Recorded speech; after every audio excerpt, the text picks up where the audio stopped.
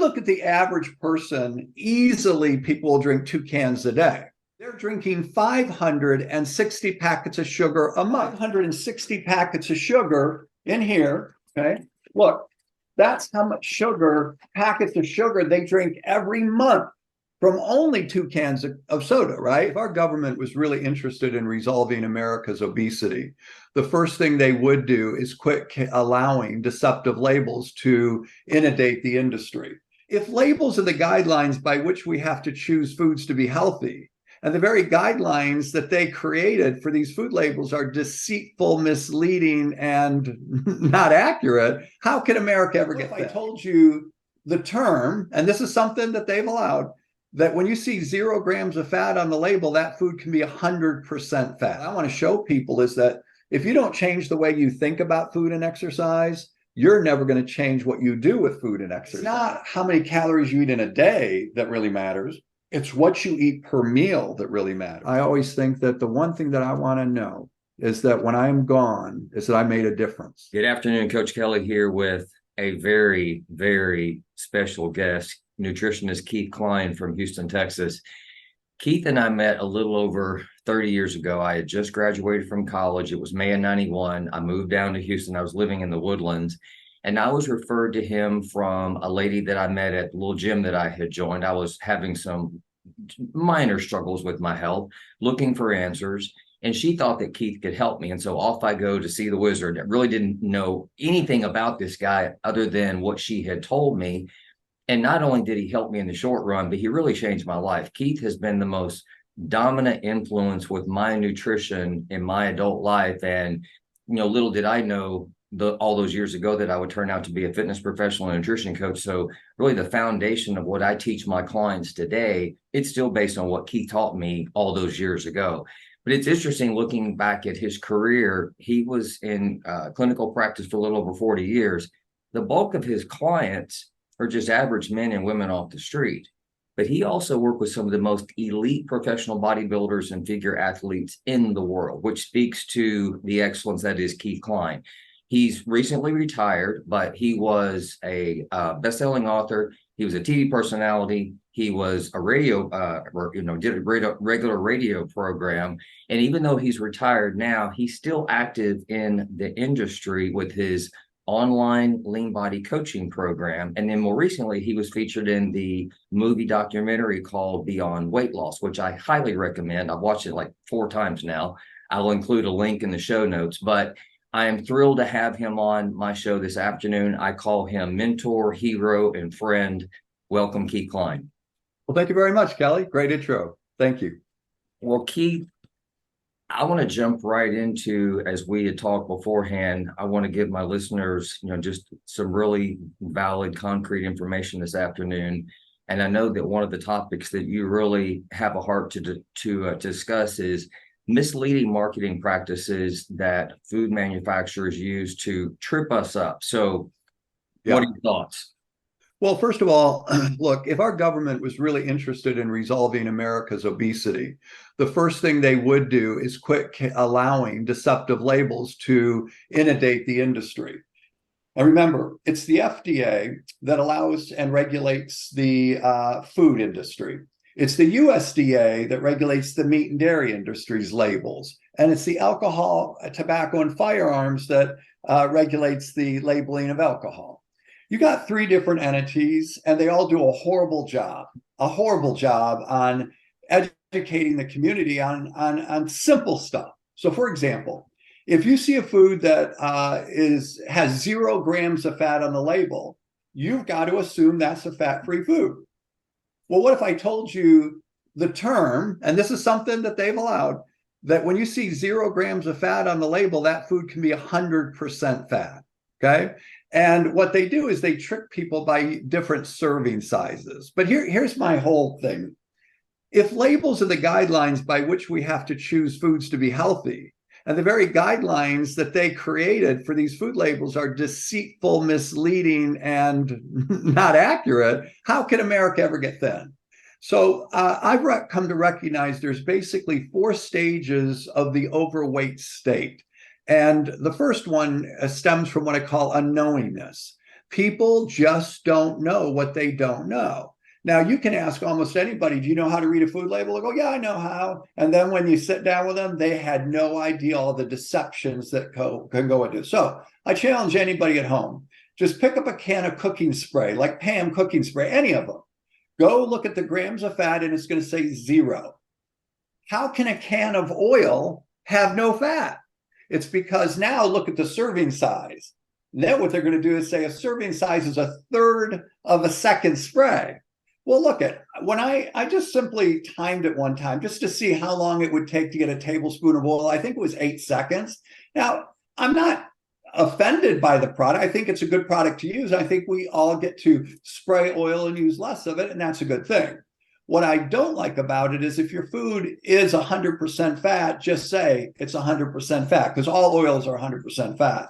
So this is an example, though, where if I see 0 fat, and I want to spray butter flavored cooking spray on my popcorn to give it a sense of butter, and I'm thinking I'm going to have air pop popcorn. Well, I've just turned that low fat air pop popcorn into a mightily high fat food because I'm just holding down that button, whizzing it on there, you know. So there's just so many deceptive labels. It's just gotten insane. But truly, if you gave me 5 minutes with the FDA and the USDA, I could literally wipe out all these loopholes. It'd be easy. So if they really wanted to do it, they would. They don't do it because the vendors don't want them to do it. Imagine buying a package of ground turkey that is literally as high in fat as T-bone steak, and it's telling you on the label it's only 7% fat. How frustrating would that be? Keith, if I had a nickel for every time, because you taught me the math behind, a nutritional label. That's one of the first things you ever taught me. In the last 5 years, if I had a nickel for every time that I've shared that story with someone, the turkey breast story, just countless times. Yeah. No one ever knows. No one ever knows. Right. Nobody. It's always new information. Well, the government doesn't want them to know. So let's just share with your viewers today what we're talking about, okay? When you see a package of ground turkey, it's going to say lean, okay? Now, you can't be obese and lean at the same time, right?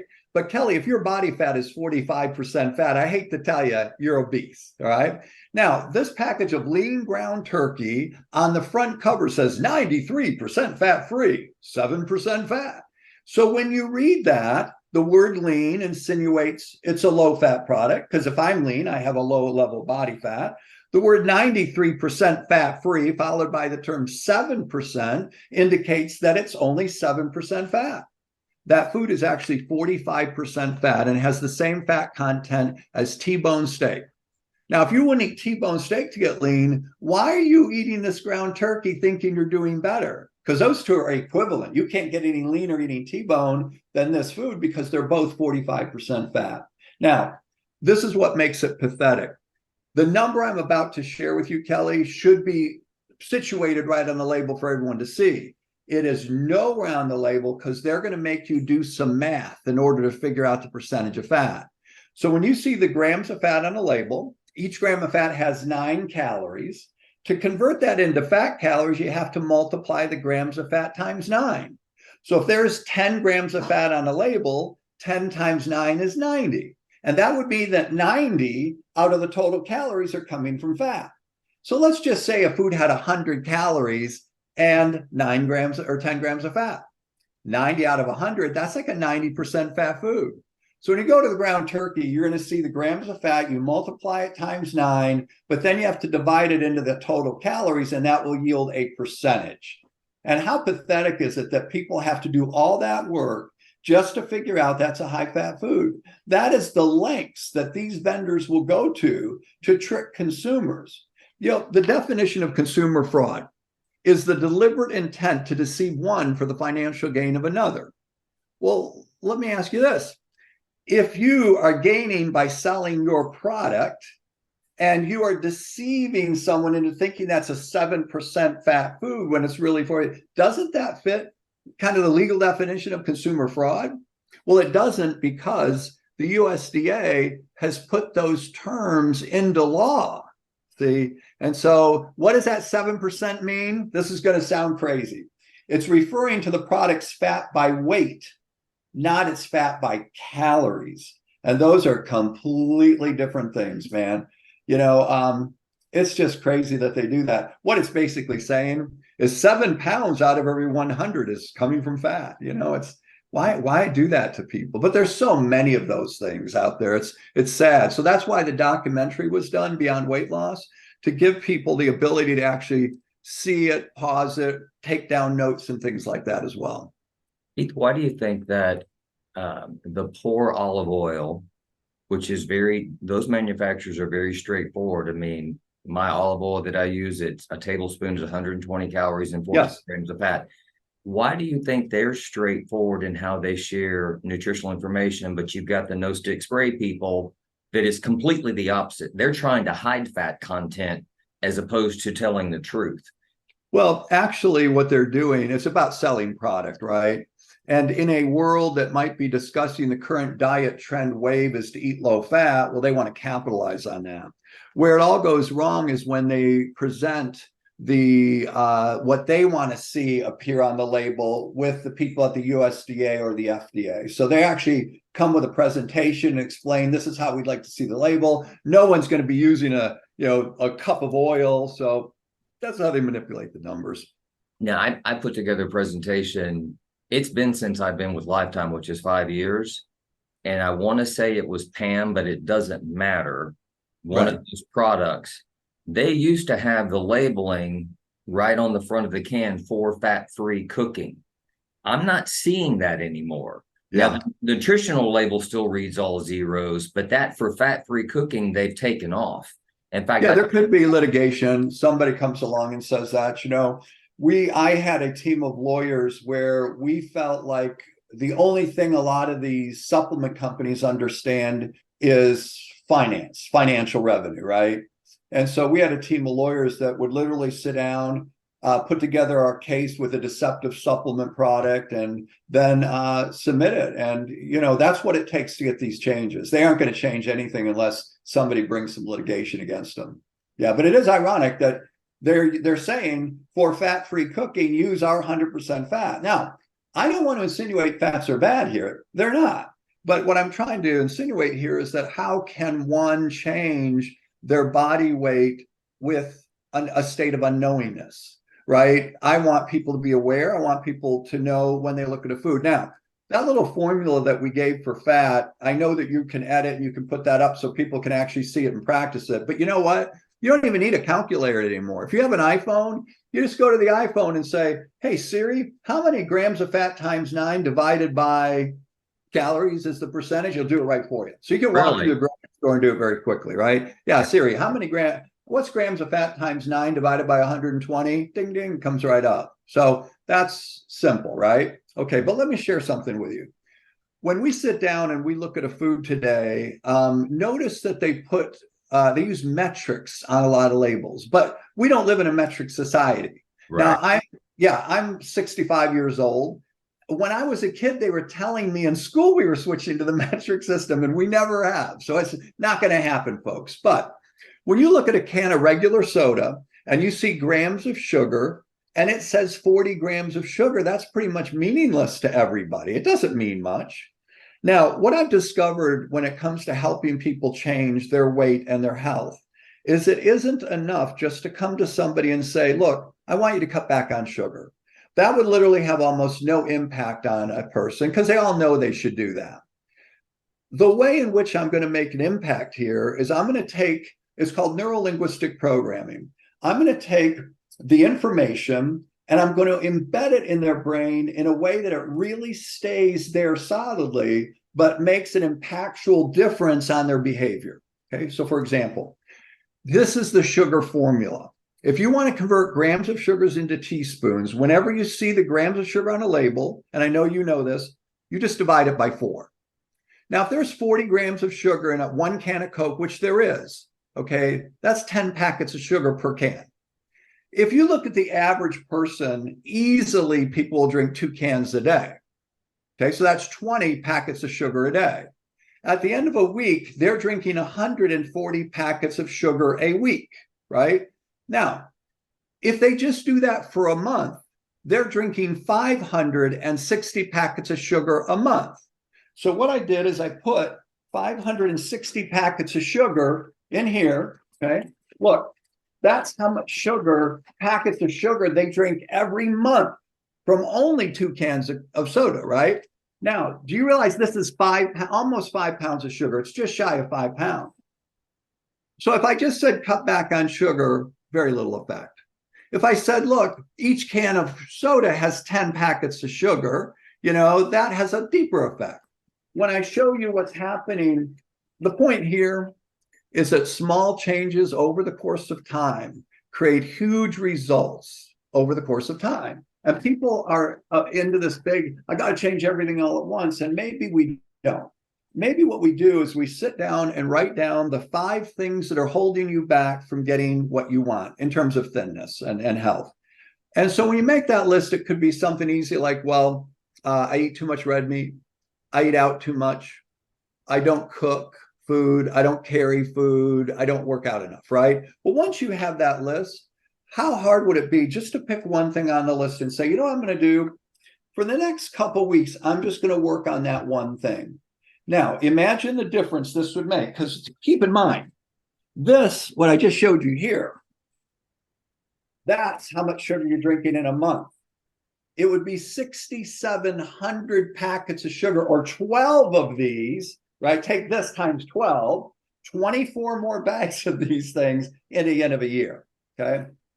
How hard would it be to find a diet soda you don't mind drinking and just switch to that? And then what begins to happen is your health starts to improve because triglycerides go down. Weight starts to improve, right? Because you decreased your caloric consumption, particularly simple sugars. A1C goes down. And by making one small change over the course of time, once that becomes normal for you, go to the second thing on the list.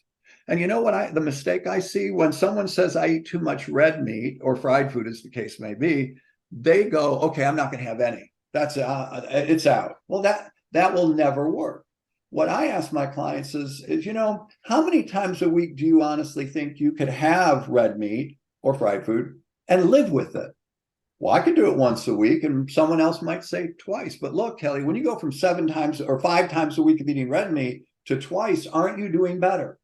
Now, when you couple that with the sugar reduction, see, this has been my approach towards obesity all along. It's a kinder, gentler way to weight loss that feels so good, the person wants to keep doing it.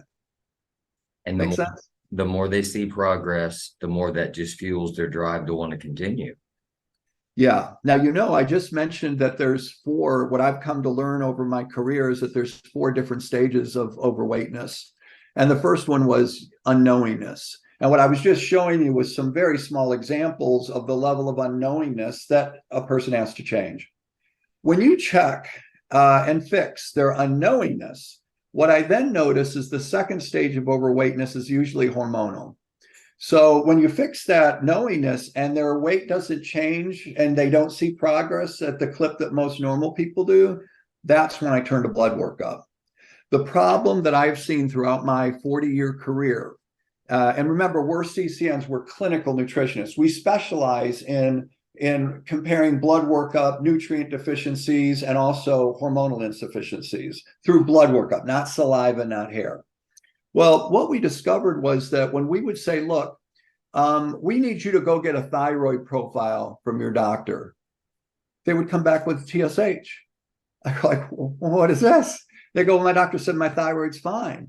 And what we began to see was that a lot of doctors were running incomplete hormonal assays to really determine whether or not the patient had a hormonal insufficiency. Now, I don't know how far you want me to go into this element of it, because I'm more than happy to not do it. No, but look, and this is just the thyroid. I could talk about pituitary and the other things that we would look at, but I got to tell you, we're shocked by how many people today were having hormonal insufficiencies that were completely overlooked by their doctor due to the fact that they weren't running thorough blood hormonal assays, right? So if a doctor ran a TSH, that's really looking at the pituitary. It does not tell you all the other things that could be wrong. So a good doctor will run a TSH, a T3, and a T4, okay? And that gives us greater insight into what's going on. But a great doctor one who really is thoroughly into understanding eating management, weight control, and all that, would also add to that a reverse T3. They would also go ahead and add antibody testing, such as the TPO, which is the thyroid peroxidase antibody. They would run the thyroid globulin antibody and Sjogren's antibodies. Now, if we got this whole profile going, we really know if this person's thyroid is fully functioning or not. You can have a normal TSH and have low T3, so we found in the second stage of overweightness, when we corrected the unknowingness with the hormonal insufficiency, then they started experiencing the weight loss. Okay. Yeah. That I have several women that are struggling, and I don't think they're lying to me with what they're eating, right? That they are struggling. And I just really wonder, could it be as simple as a hormonal issue? Well, and there's hyperestrogenism, right? So call it estrogen dominance. There's low testosterone that can inflict some weight gain. So there's a lot of things to look at. But look, it is an expensive thing to do. But if you can honestly say to yourself, I don't eat that badly, I've corrected my eating and I've been working out and I'm not seeing a response, then you have to really turn to that panel. And once you've done it once, you're not going to be doing it all the time. And right. Once you find one thing off, you can, that's the one you focus on. You don't have to rerun all the others. This is uncommon, but it happens. It's a pituitary tumor. And the way that we pick up on that is by testing prolactin. And, a lot of doctors, when you say, look, go get your prolactin checked on a 50-year-old woman, he's going to be like, hey, you're not pregnant. Why am I, and look, just run it anyway. And when we see hyperprolactinemia, we often find that it's happening without a pituitary tumor, but we've also seen it happening with a pituitary tumor. The doctor will give them a little Doxtenex, or they'll go in through the nasal cavity and remove the pituitary tumor. But once you treat them correctly, I have seen the weight just pummel off of people. One girl went from 165 to 130, and it was like and she worked for me. And so her weight just one day started going up. We ran that profile. Sure enough, she had hyperprolactinemia. They put her on Doxtenex and the weight just pummeled off. But remember, you can have a hormonal insufficiency, but if you don't correct your unknowingness with food and correct what's wrong with the food, it's not going to work. So these are the things that a good, nutritionist is going to look at all these different areas. The third area is a more difficult one, but it's what I call the addictions of obesity. And almost always this one stems from childhood traumas. And so when you have someone who's 300 and 400 pounds or less, they've usually stemming from childhood traumas where the connection was never really made, a deep, loving connection with the parents for whatever reason. And there's a lot of them, right? The parents could have their own childhood traumas. Maybe you have a single mom who doesn't really have time to give you the affection and to develop that attachment when you're young. But what happens usually in this case, just as a soft overview, is that the people are often eating to fill that void. Most addictions that stem from a childhood trauma are an attempt to get that attachment. So, for example, when somebody does heroin for the first time, they actually feel that embrace that they've been missing. They feel really good by it, and they want to keep getting that feeling over and over again. And there's other mild addictions that you don't think of addictions. For example, video watching. You can have somebody, a young kid that's sitting in his room, never comes out of his room, plays games all day, right? Well, how does this affect him? Well, later on, he doesn't have relationships because they've never really been formed. So you see, he doesn't have many attachments, right? And so his life begins lacking. He's not dating. I say he, but it could be a she. But the point being is that the third stage I see where weight gain, when the first two we correct isn't correct, then you got to start asking deeper questions. The only fix to this, Kelly, we have really good therapists that we send them to. And it's amazing that once they resolve the childhood trauma, the weight starts coming off. And it's almost as if it's not like they have to work hard to get it to come off. It's interesting. But you know what? It's not the trauma that's, the traumas are traumatic. It's not the trauma that's the important thing. In other words, it's not what it was that happened that's so important. It's the damage that trauma did within that person that needs to be resolved. And you know what we find when they get to the end and this is resolved? They find self-love, self-caring, and all those things begin to happen for them. In a way, by using and abusing food, it's a way of abusing themselves. So when you help them overcome this area, you find they reach that place of self-love. And the only way this is going to work. So we have therapists in conjunction with our clinic that we would refer people to when we sense that was more of the issue. That can be a hard one to overcome for sure. Yeah, but it's interesting if they're willing to do the work. And you know what the fourth area is that I saw? It's when a child grows up in a family of obese people. The problem here is that they're surrounded by obese people. They adopt at a young age the taste and style of eating of the obese family. All their family members are overweight. Their uncles are, their aunts are, their mom is, their dad is. And when I first started in this field over 40 years ago, we honestly believed that you were born with a set number of fat cells. And once you were born, that you had that set number of fat cells. And what they could do is they could be hypergrowth, right? Fat cells could absorb as much food as you ate. But about 30 years ago, then the science changed on that, and they realized that people can actually develop more fat cells, known as hyperplasia. So when you get a youngster who starts filling up those fat cells, once they reach capacity, the one fat cell becomes 2, and the 2 become 4, and the 4 become 8. And once you accumulate a new fat cell, you won't get rid of it.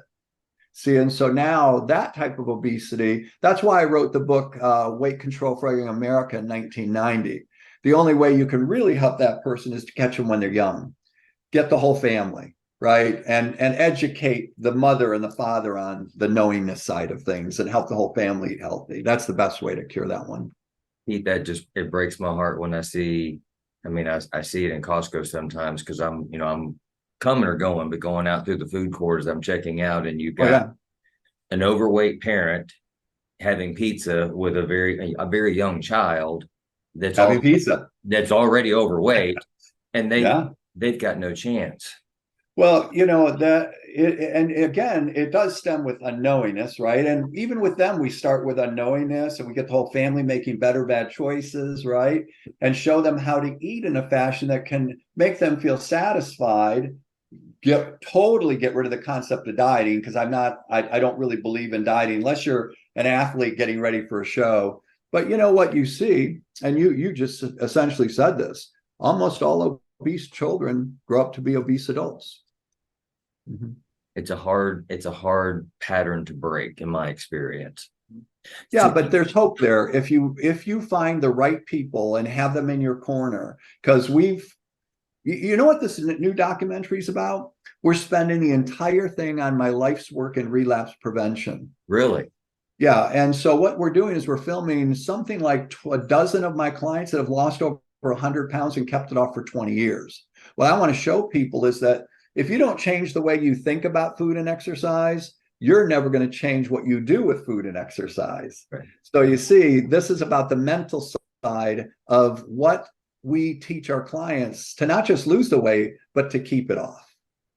So I'm going to give you a different topic. I know this is a softball question for you, but what are your thoughts on fad diets? I'm totally against them and the destruction that they create, and because they actually usually cause people to get heavier and heavier. But this is another part of the unknowingness, right? People will literally sit in front of you. I know you've heard this and say, oh, you know what? That Atkins diet really worked. I lost 70 pounds on that. And yet they're at the heaviest they've ever been, right? Well, wait a minute. If it really worked, what? No, it really worked. I lost the weight. Yeah, I gained it back, but well, then it really didn't work. And here's what I believe. I'm not against any specific diet per se. What I'm all about is let's find a way of eating that works for you, that you like so much, you want to keep doing it, right? It includes junk food. Yes, you can have pizza. You don't have to get rid of all those things and be thin too. And Kelly, I know right now, hey, it looks like we wore the same shirt. I just noticed we're just alike. I know you eat pizza. I know, and you need to know that I do. It's not something I do very often, but you know what? I make my own ones at home into a better bad choice. Yeah. So when I worked with a psychiatrist, I worked for a psychiatrist back in the 80s, and we owned a few clinics together, and as all we did was eating disorders. And it was during that time that I really started to develop the psychology of eating management. I became aware that changing people's eating has a much larger psychological component to it than anybody realized. And so that's when I started really delving into the psychology of eating management. And that's where I developed, I call the psychology of deprivation. It's funny now that this was developed in 1983. And I wrote a paper called The Psychology of Deprivation. And what it was setting out to do was to illustrate why diets are so destructive, because they really do screw you up mentally. So here's an example. Let's say you're going to start a new diet. So what you're going to do is give up all your favorite foods, right? No more red meat, no more fried food, no more eating out. That's it. You're eating clean. I'll guarantee you're going to do great for about 2 weeks. You might do great for 2 months, but at some point you're going to encounter the trigger, which is the negative emotional state. At the moment you encounter the trigger, it's over, or you resist, right? So the first thing that happens when the trigger, nope, can't have that. Nope, not allowed to eat that. Nope, not on my diet. But that ability to resist the trigger will abruptly end the moment you encounter the stressor, right? Something stresses you out, and that's when you're, okay, that's it. And you binge on the food you said you wouldn't eat anymore. When you binge on that food, you're left with an overwhelming sense of guilt because you just violated all your rules and guidelines to say don't do this. Then out of the guilt comes rationalization and justification. It's going to sound like this. Well, I've blown it now, I might as well really blow it. So what the heck? And then off I go completely, right? And then what I created was an analogy. And I said this to my patients. I said, look, if you were driving down the road and you got a flat tire, would you ever jump out of your car and slit the other 3? And everyone laughed at that and said, well, no, of course not. Then why are you doing that with your food? Now, the reason I share that with you, it's hilarious today to see how many memes I come across. Don't slit the other 3 tires, right? But I actually copyrighted and trademarked a lot of my work along with that. So anyway, once you've then binged and ate everything you could possibly get your hands on, you're sick of that food and you're like, okay, now I'm going to renew my vow to do it even better and stricter. And the whole cycle gets work. And that's what I refer to as the psychology of deprivation, that most diets will cause you to encounter that. And nobody could resist for long enough, right? And this is why Better Bad Choices came to be, because I truly believe you have to give yourself these occasional bad foods, but let me show you how to make them in a way that you can have them and it's not going to screw up your weight. Because the worst thing someone does to themselves, they lose a couple pounds, then they binge for 2 days and they gained it all back, right? They feel defeated by that. But watch this. And I don't care what food you want to give me, there's no food that I can't cook and turn into a good, better, bad choice. Let's say you've been dieting and one night you're having a craving for something sweet and you decide you'd love to have a root beer float. Now, if you took regular old vanilla ice cream in a glass with a regular A&W root beer, you're at about a 400 or 500 calorie dessert. Why not take some Bluebell Light Vanilla? It only has 150 calories. Put it in a glass, diet A&W root beer, and for 150 calories, you had something that foamed, fizzed, tasted exactly like a full-fledged root beer float. You can't tell the difference, and you're still losing weight. Didn't interfere with it. See, so my ideas revolving around eating management were that anybody can satisfy a craving if their knowingness is improved. So that was one example of many that we could use. Look, on a baked potato, I literally put Greek yogurt and chives, and you can't tell it's not sour cream because Greek yogurt is sour cream, right? And I have a loaded baked potato. I can even put some fat-free cheese on it. I feel like I just had a loaded baked potato, but I still have a 6-pack of abs. So it's endless. You talked about in the documentary, but there was one example of a lady that was eating 2 600-calorie meals a day, and she was not making progress. And then you switched her not to, it was actually 1,500 calories a day based on 5 300-calorie meals. And that actually triggered her into making progress. So explain that. All right. Well, this has been the essence of a lot of my work. And over the years, I began working on something I called nutrient partitioning. I saw it work with my diabetic patients. I headed up the diabetic ward at the Institute of Specialized Medicine back in the early 80s. I saw it work with my athletes tremendously well, but I really saw it work with obese patients. And what nutrient partitioning is, and just see if this makes sense. Okay. If calories are not the only thing that matters, okay? Because one, you got to acknowledge that the type of calories matters. Now, some people who really don't understand physiology would say, nope, a calorie is a calorie. And I'm saying, well, so you're going to lose the same amount of weight eating 1,000 calories worth of butter as you will 1,000 calories of chicken breast? You won't, because the butter is not supporting your muscle, the chicken is. So you'd have a different weight loss. One's coming out of muscle and one isn't, right? So anyway, nutrient partitioning is basically this. The human body can only assimilate so many calories, grams of protein, grams of fat, and carbohydrates at one sitting. That is the most important thing you need to understand about eating. It's not how many calories you eat in a day that really matters. It's what you eat per meal that really matters. So, what I saw was that the most obese patients I saw coming into me were 1 and 2 meal a day eaters. So they were told, let's say you're told, look, just don't go over 1,200 calories a day and you're going to lose weight, but you're a 1 meal a day eater. So you sit down and you eat 1,200 calories of all kinds of crap. It can be fat or whatever. But your body, Kelly, yours can probably handle about 500 calories at a meal, somewhere around that. Okay. Now, if your body can only process 500 calories and you just ate 1,200, what's your body doing with the excess? Story. Yeah. You, my friend, are an inefficient utilizer of your food stuff because you consumed more substance than your body can put to use. So therefore, you're getting fat on 1,200 calories. Okay, now, if I took you, same guy, same weight, and I gave you 500 calorie meals, you're now eating 2,500 calories, but I'm going to make sure each meal has exactly the amount of protein your body needs per meal. A guy like you who works out, I know that your body could probably assimilate and use 40 grams of protein. Okay. So out of that 500 calorie meal, now, if you said, Keith, I want to get really ripped, I might push the calories to 400 per meal. But 4 times 5 is still 2,000 calories a day, way more than that 1,200, right? Now, each meal is going to have 40 grams of protein. But what would happen if you ate 120 grams of protein at one time, but your body can only use 40? It's wasted. Stored. Yeah, No, it's stored. Yeah. Human body doesn't just shove fuel out. It's very efficient. It wants to store it and hoard it, right? Okay. Well, look, you can't get lean because your protein requirement is higher than your body can process. So some of that's getting stored, right? Now, if I gave you, I'd probably give you, say your body, you want to get lean about 50 grams of carbs per meal.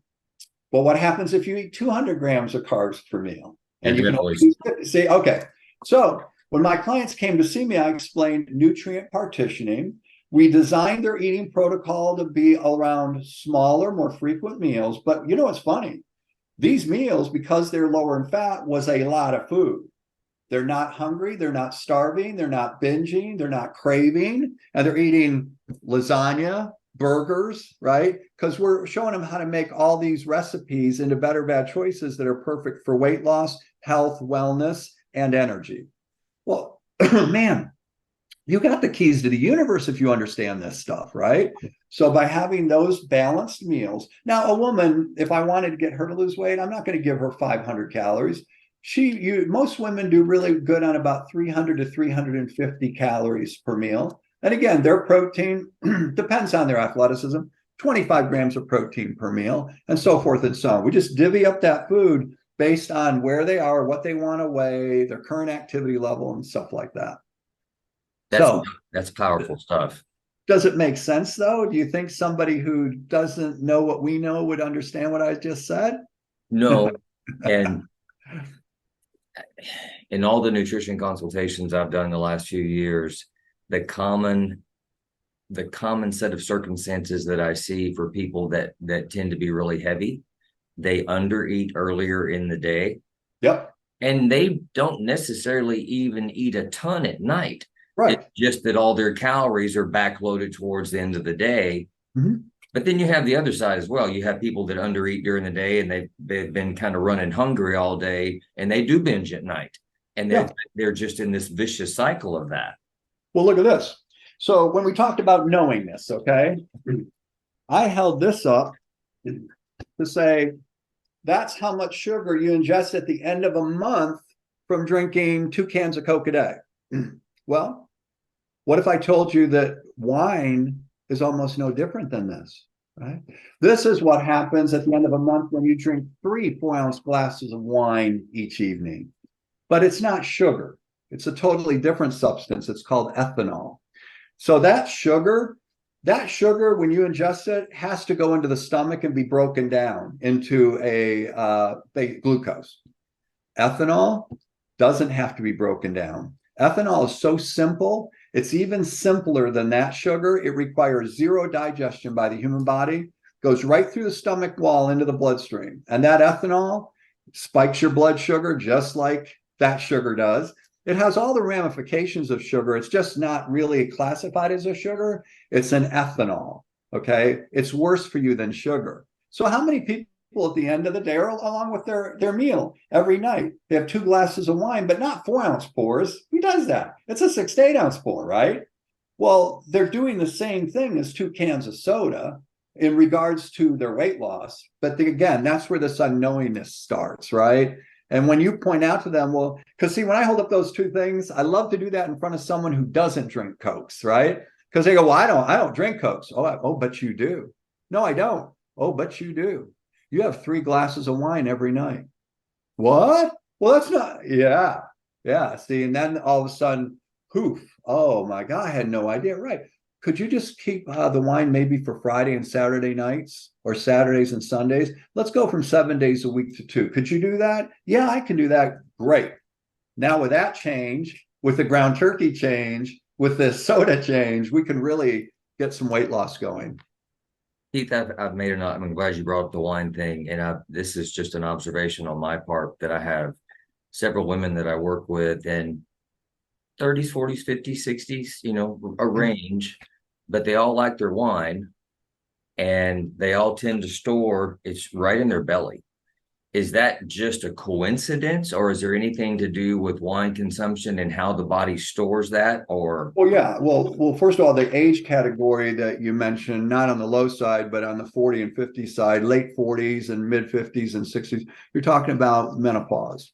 And what happens is the wine has a tendency to surge estrogen levels. See, when estrogen is one of the reasons why women have more body fat than men. It's why they look as good as they do to have some body fat, right?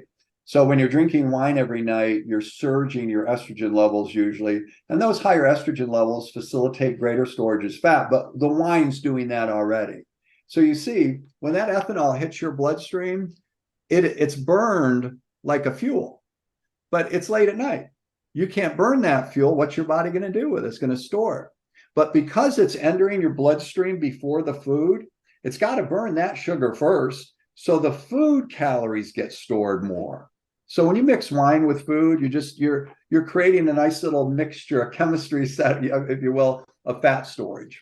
So yeah, it does increase estrogen surges in the moments that you're drinking and for a few hours afterwards. so, based on what you said about the nutrient partitioning, and if a lady can consume, 350 calories at a meal, so she's having that in food at night for dinner, but then she adds 1 or 2 glasses of wine on top of that, Not going to work. She's got no chance. She did everything that she could to thwart weight loss now. So now you notice when you're younger, you can get away with just about anything, right?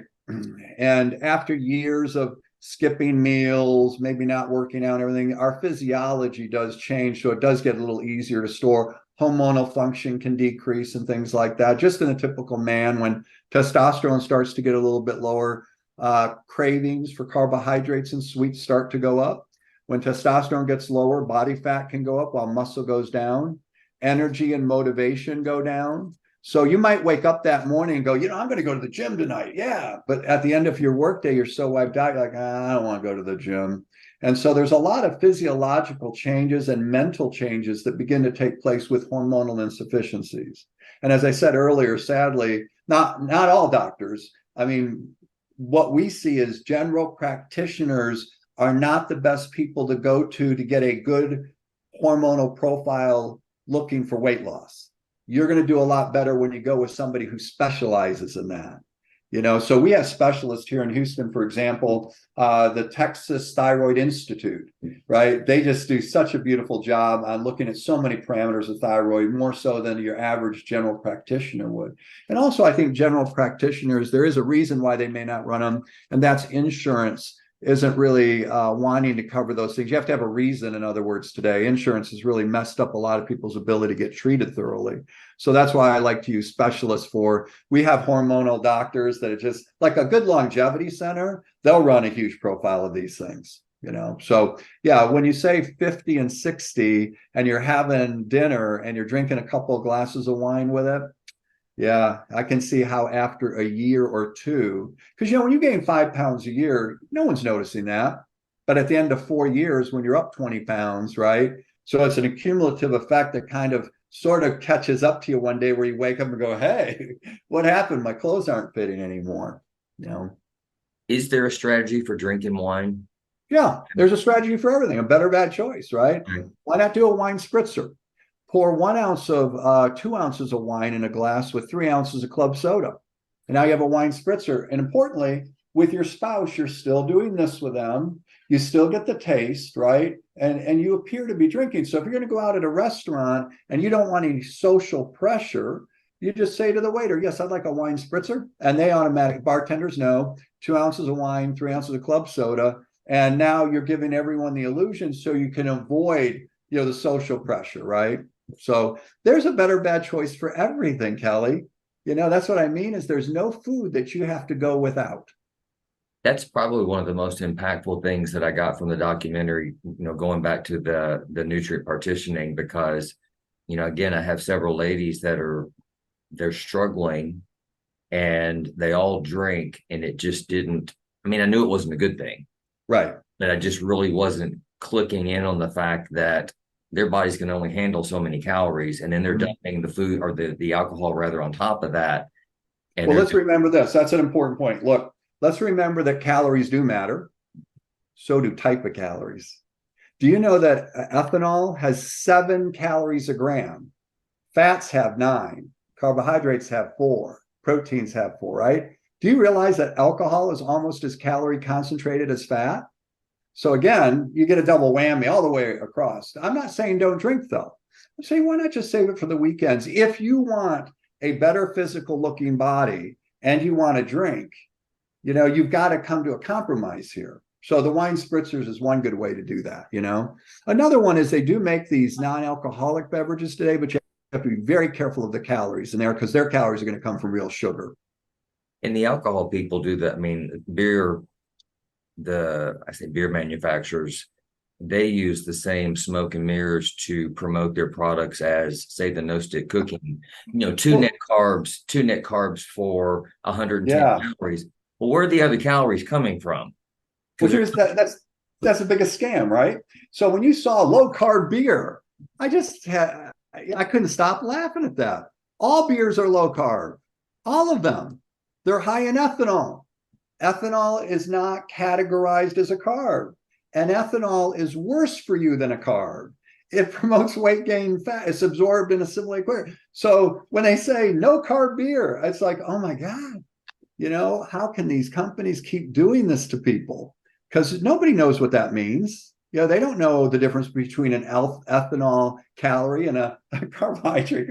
I had to take so much chemistry to get my degrees. And I've never had anybody come in and ask me, what's the chemical structure of a fatty acid, But just the basics, right? Yeah, if you just know the basics, it's so simple to lose weight if you've been given the right way and the right information. Yeah. So let's change gears a little bit and wrapping up. And you've competed in your earlier years in bodybuilding. I competed, a long time ago. And we're both older now, and it's been a journey for me to let go of the past and transition my thinking to, I got to start training for longevity. I can't do what my body did 20, 30 years ago. And I know you've had your journey. You had to have, give me some thoughts on that. Well, I was in a plane crash and I broke my neck and my back and put me out for 5 years. And that was sort of at the peak of my bodybuilding days. And when you are in such incredible shape, so when we're out there winning, I never lost a bodybuilding title. I won them all. When you reach that level of physical perfection, okay, I'm 225 pounds at the time, I'm 2% body fat, real proportionate. When you achieve that degree of physicality, you can never feel in shape again because your brain will always compare you to that level of physicality, okay? When I decided to step out of bodybuilding, I have never missed workouts. I always ate clean, but I started to find myself feeling a bit inadequate. I didn't really want to take my shirt off if we went to the pool, which was unusual for me. I didn't feel good about my physique. I also didn't feel comfortable being around all my bodybuilding buddies anymore because when we walked in a restaurant, everyone's looking at them and not me. It's just one of those stuff. You're used to getting a lot of attention when you're that big, right?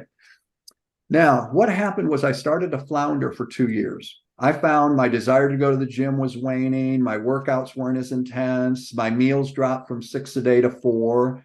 And slowly my physique began to dissipate. And I really, for the first time in my life, didn't like what I saw in the mirror. So at the end of the day, I started to really wonder what was going on. Okay, I had to start asking myself the deeper questions of my life, like why am I not doing this better? Now, again, this was when I was in my late 50s, I think my mid 50s. I decided to step away from the body. I'm already tired from competing, but I had the look of a competitive bodybuilder all the way to about 55 or 56. But I started to let myself go. And you know what I realized it was? I was a bodybuilder for so long that my identity and myself was wrapped up in that physical package for so long that I identified with that. When I decided I wasn't going to be a bodybuilder anymore, I never stopped to ask myself, well, what am I going to be? See, so that's why I was floundering. And one day I sat down, I said, you know what I can do? I can carry the look of a male fitness model well into my 60s. That's what I'll do. Because that was much more obtainable, right? I didn't have to work as hard. I didn't have to train all that. And so once I defined the new look I was going to carry, my motivation came back. I got back in the gym. I began cooking and carrying my foods. And the next thing you know, I'm happy to take my shirt off at a pool because now I don't have to walk around with a 230-pound physique.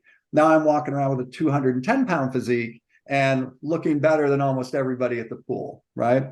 I just had to redefine one. So I think what happens, you see a lot of guys who play football all through high school and college, and then when football's done, they just get big and fat because they never took time to define, okay, what's the new me going to be doing physically?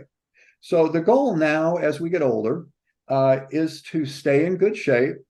But when I was young, it was about the 3 W's of life, okay? I call it women, weights, and wine. But it should never be I should preface this by saying it should never be confused with overweight women that whine, right? My 3 W's of life were, women, weights, and wine, because as I got bigger, people noticed me. I got dates, and it all worked for me. Today, that doesn't motivate me at all. When I got married, the women part I'm just not motivated by that. Today, what motivates me is longevity. See, I want to see how many more years I can get in a healthy way. I'm only 5 years from 70. So in 5 years, I'm going to be 70 years old. I already, at 65, I look better than most. Can I still do that at 70 and 75, right? So when I quit bodybuilding, I had to redefine myself, and it was carry the male fitness model look. But that can only carry me so far. Today, the look, it matters, but not as much as it used to. What really matters is my health and my longevity. Because nobody in my family, not my mother, not my father, nobody made it past the age of 60. Really? Yeah, me and my sister are the first. Yeah. Wow. Yeah, they all die of heart attacks and strokes. Yeah. So you're breaking the curve big time. Well, but you know what? A large part of that is because I really believe in preventative medicine. Because they all died of heart attack and strokes, when I was in my 40s, I got my first heart scan. Waited till I was 50, got another one. Waited till I was 55, got another one. Nothing was wrong. When I turned 60 and got that heart scan, I have an aneurysm and a defective valve. Really?